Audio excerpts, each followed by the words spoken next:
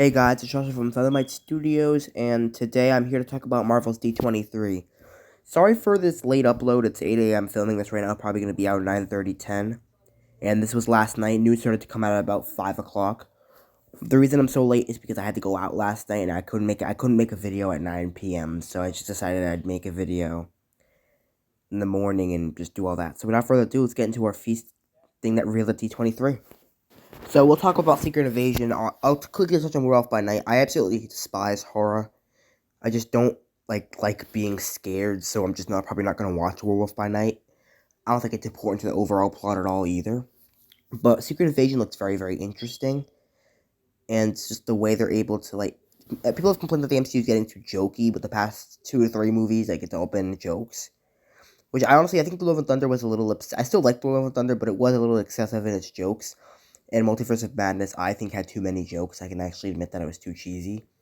But, this seems like it's going to be very, very serious and, tough because you can tell. It's actually different from what I expected. I expected this to be, just, following the Skrulls, in their daily lives. But no, I guess the Skrulls are going to be bad guys in this movie because they weren't bad guys in Captain Marvel, which is good.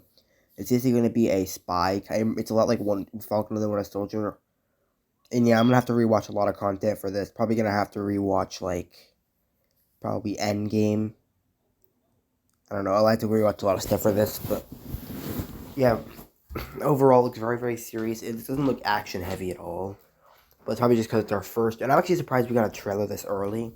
Because if you didn't know, this is set to come out, March or set to come out April, right? So, it's very far away. Yet they somehow gave us a trailer maybe 6 to 7 months before it actually came out.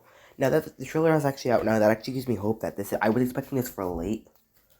Because we're getting What If in January. And that's when we're going to come out till maybe beginning of March. It seems like maybe towards the end of March we'll be getting Secret Wars. It's the only time I can see it. March is the only month I can see we getting Secret Wars, especially with the trailer this early. But we could also get it very early April if they wanted to. Overall, a very cool trailer. Let's get into our next piece of news. Next is stuff on Wakanda Forever. There was basically it was a poster shown, and there also was the synopsis. It's definitely different than I expected. I expected that Namor was going to be invading Wakanda, but no, it's going to be basically Wakanda versus the rest of the world at their weakest moment, which I think is honestly one of the most interesting things for a plot. I like how they opened up Wakanda immediately, rather than just waiting for a second or third movie, because how they opened up Wakanda, it makes the plot interesting more. And they are most likely making if this movie, I can tell this movie is going to break box offices. I don't think it's going to be a Spider-Man No Way Home level, but it's 100% going to be like a, what's the movie that broke box office? It's going to be a lot like, last movie to break box offices is probably like Spider-Man. This movie will definitely be in it. I'm 95% sure this movie will be, Doctor Strange and Love and Thunder, those are not going to be billion-dollar movies, they just weren't. But I do think that Wakanda Forever will be a billion-dollar movie, simply because people are excited for this. Even I'm excited for it. It looks, Chadwick Boseman was a good actor, but I just forgot. And he is a really good actor, and he was a really good person, but everyone's gonna go see this movie because of that emotional attachment. And yeah, one, Marvel's gonna make a ton of money off of it. They're probably and two, I'm going to see the movie opening night as well, let's be honest. One, I have to see it opening night for this channel, and two, oh my god, the trailer looks absolutely amazing, even as someone that isn't that emotionally connected to the situation. Chadwick Boseman was a great actor, and he was amazing in the Marvel movies, but I'm just not emotionally connected. But I seriously think that Wakanda Forever will be one of the better MCU movies easily. This and Black Adam coming out a month apart is amazing for cinemas. And there's also, Sam was supposed to come out, but that's been delayed, which is really annoying. Let's get into our next piece of news. I talked about this on Newstorm, but the director for Fantasy 4 has been confirmed as the director of WandaVision, which makes me super happy, because that we had a really stylistic, I actually really liked WandaVision. Past episode 3, it's a great show. One of the best I would say it's actually the third best Disney Plus show. And basically, I'm really happy because this movie will not be an origin story. They're already gonna flash back, but it won't be in the moment. It also will not have Doctor Doom. Finally, it's gonna be a different villain. I don't know what the villain could be for this movie.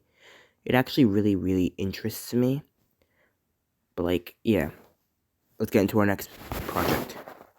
It was also revealed that there was a trailer shown for Ironheart. It was probably just a clip or something, which really shocks me because Ironheart actually wrapped filming maybe 2 to 3 weeks ago.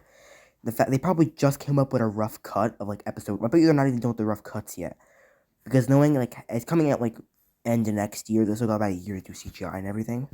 They're probably gonna have a rough cut of every episode with no CGI in like 2 months, a month or two from now, and then they're also probably gonna have like, yeah, it's crazy, but overall, I really want to see this. We're probably not gonna see this trailer for Ironheart. I mean, I bet you there's going to be a different trailer, but I bet you they're probably going to debut the trailer for Ironheart. I don't know. If it's debuting in late 2023, that means like October, November, December.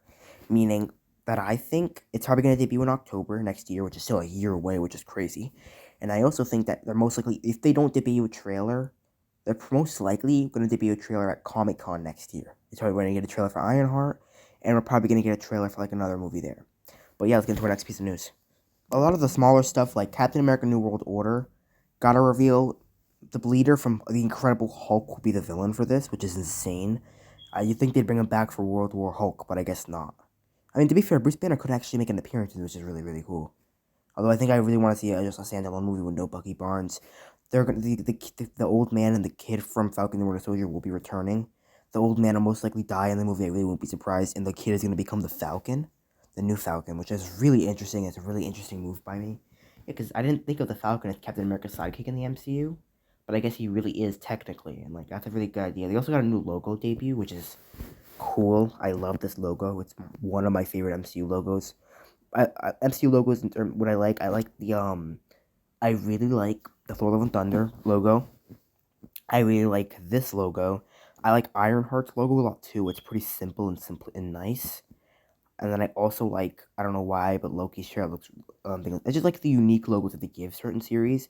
Like Infinity War and Endgame, Doctor Multiverse of Madness, even Spider-Man No Way Home, like, didn't even have unique logos for them.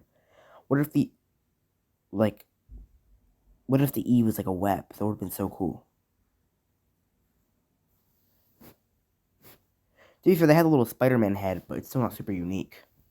Overall, really excited for this, though. We also got some small stuff for Echo, too. Basically confirming that Kingpin will be coming back. He'll be having an eye patch. This did wrap filming, I think, also a month and a half ago, so I won't be surprised if they're starting to come together now. But, like, I'm not excited for Echo. I need to do something where, like, I rank every Marvel project in excitement. I might actually do that really soon. But, like, I'm just not excited for this in the slightest, and you know what I mean?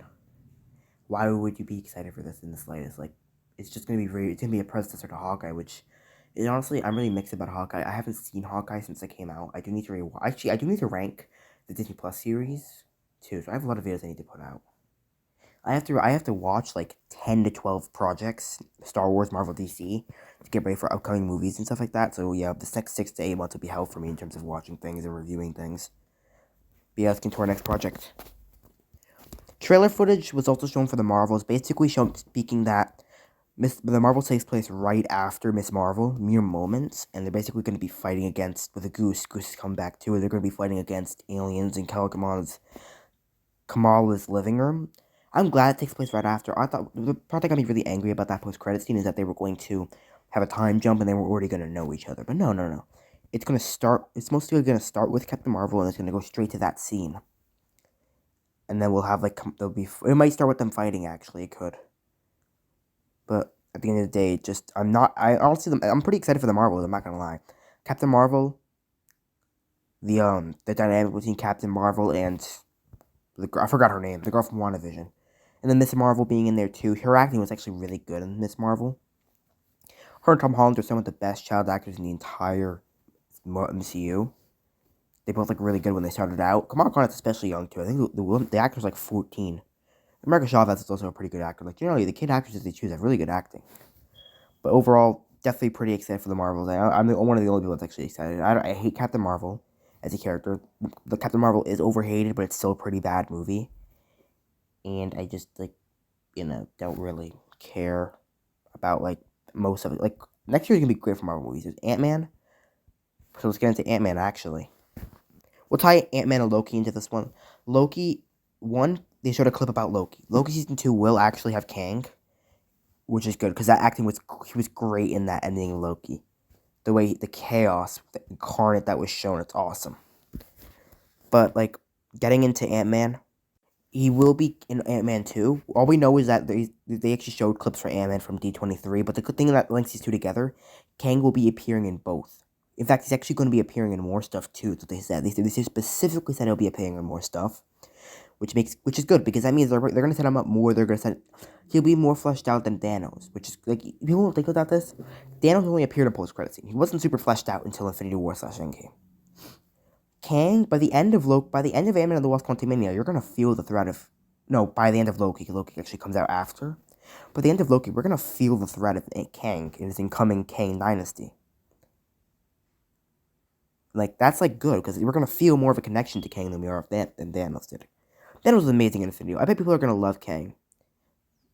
They're gonna pull like Endgame though, where like I bet you that Kang almost likely come back in Secret Wars as like a side villain, maybe even helping the heroes. I actually wouldn't be surprised. But like, still think that Kang is gonna be a great villain. And yeah, let's get into the Thunderbolts cast. Now moving on to Thunderbolts. I don't know how I feel about this team. The good one, I like how Yelena, Bucky, and the U.S. agent were gonna be there. Red Guardian also a really cool mix. Like I love how they throw in Red Guardian in there. That just makes me happy because that guy was awesome. There was one good part of Black Widow. The first act of Black Widow was good, but like the Red Guardian is my favorite character in the entirety of Black Widow. And yeah, and then you have the two extras, Taskmaster, which I thought was dead, but I realized he wasn't dead. She wasn't dead. And the Ghost. Now Taskmaster, I really hope they can do her justice. I think that Taskmaster will probably be good. Now what I'm really worried about is Ghost. I did not like Ghost in Ant-Man and the Wasp. Like honestly, I did not. I thought it was one of the worst characters in that movie and just really uninteresting to me. So I really, really hope that they can like take her and make her actually more interesting. I thought she died too, but apparently she's still alive. And we'll see her in the Thunderbolts. I actually like this team. I like how there's going to be a little tension with U.S. Agent and Bucky. Yelena and Taskmaster might have a little bit of a feud. Ghost is really self-centered, so I also think that'd be really interesting. Overall, this team has a lot of conflict, and I do like the way they're able to mix and match that conflict.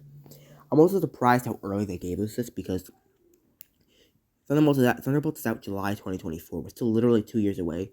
My idea is that they're actually going to film Thunderbolts, and they don't want to leak the team when it's filming. Thunderbolts will most likely film sometime June next year, so they're probably getting the script wrapped up now, and they're going to start getting pre-filming ready. But yeah, and then some minor news. I forgot to mention this. Armor Wars will link straight up with Secret Invasion, literally like 3 seconds. But thank you for watching the video. Like, subscribe, and I'll catch you guys in another video. Stay electric.